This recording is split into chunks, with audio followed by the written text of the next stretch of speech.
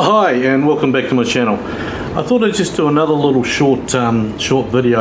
I've been just sitting here thinking about a few comments that I've read on different other sites and that about how we keep buying the same product, and FTD, RCA, all of them just seem to re-release, which they do, okay, partly because we don't actually have any more new music. So I want to take you back to 1977 and just, we know this is not a new thing, but I just find what I'm going to show you is a prime example on how maybe RCA viewed the fans back in those days. That has continued. I'm going to show you two box sets. The first one being, I'm sorry about the glare because this is still in its plastic. Okay, Elvis Presley, 15 golden records, 30 golden hits, black box, beautiful condition, same on both sides, no different. Okay, and then Elvis Presley. That's a bit better. Okay, and it's 20 golden hits in full colour sleeves. Now I'm going to hold up a record from each box set. Now I'll start with just showing you one label because all the labels are the same. Okay, so there's no confusion there about labels or anything like that. They're all the same. Okay, and actually, to be fair, I'll show you a label from the other box set, from the red box set, so that you can just see exactly what I mean. Okay, no difference.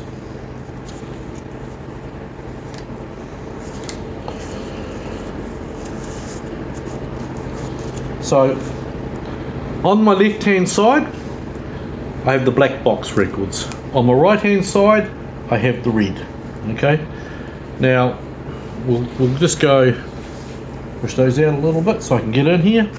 Okay, first record from the right hand, sorry, left hand, don't know my right from my left. My god, I know I'm upside down country, but come on. And then, okay, so two records, two different box sets, both the same.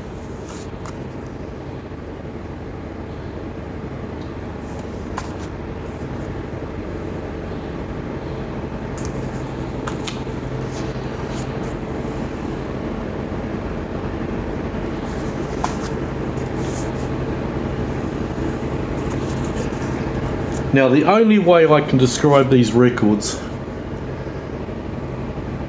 is really getting on the bandwagon. Okay, there's no other way that sorry, there's two there, that I can describe it. Now you quite often see these records for sale by themselves. Maybe a bit of a catch for a new fan, that obviously actually part of a box set, and you still do get caught out today. I've got some Sun ones there. I've got one here in full back home that I didn't actually realise were part of a box set. Okay, so as you can see, it's sort of a bit of a general consensus here.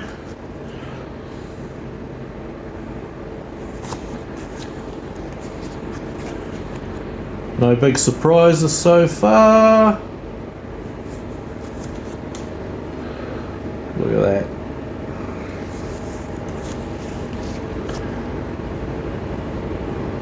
Okay.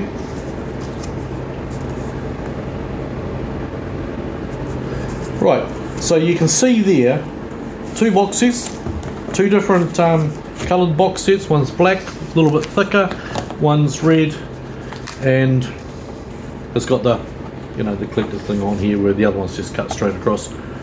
This one also does have the little nick there that shows that it went back. It didn't sell initially, so it went back to the distributor. I think they went back to, if they had that. I don't think it was the manufacturer. Correct me if I'm wrong. Okay. So, going back to this set. 5 more.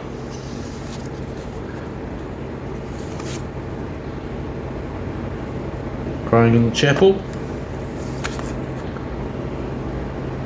Jailhouse Rock. Suspicious Minds. I Got Stung. Sort of an apt name for these box sets, if you ask me. And It's Now or Never.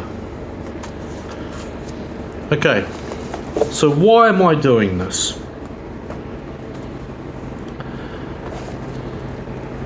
This box set was released in October 1977.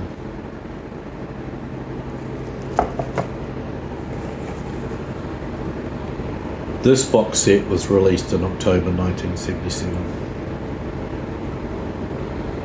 And as you can see, with the exception of 5 records from this one, they are exactly the same but different packaging. So when we complain about FTD, RCA or Sony, whoever they wish to be called today, or any other ones that are now producing Elvis records, and we talk about being milked for money, they're releasing the same product. Guess what, folks? It's been going on since at least 1977, just with this example.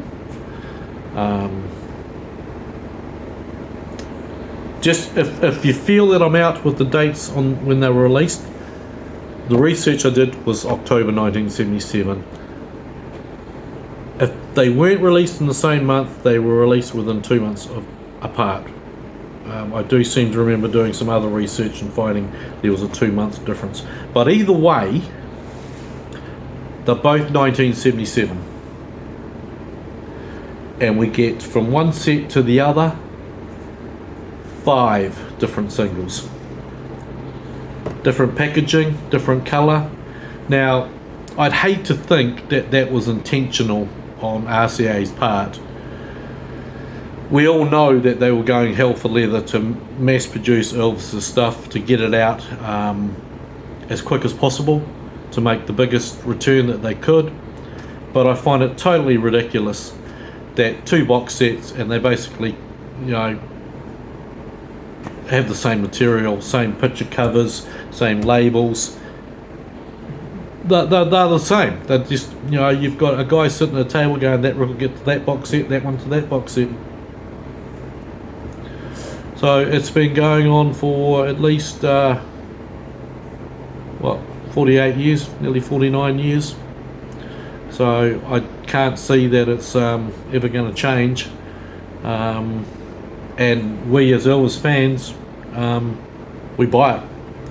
I bought both sets thinking that one was different from the other. I didn't do the simple research by looking at the song titles on the front. Quite possibly now it wouldn't have made any difference to me, because they're hard, either one's hard to get. I wouldn't say they're rare, but they're just getting a little bit harder to get, especially in good quality. And you see the records, being sold for, separate all the time nowadays, along with the Canadian ones. So it's just something just to keep an eye out. But yeah, just a little thought that I'd like to share with you, and I'll be interested to see if I get any comments about it.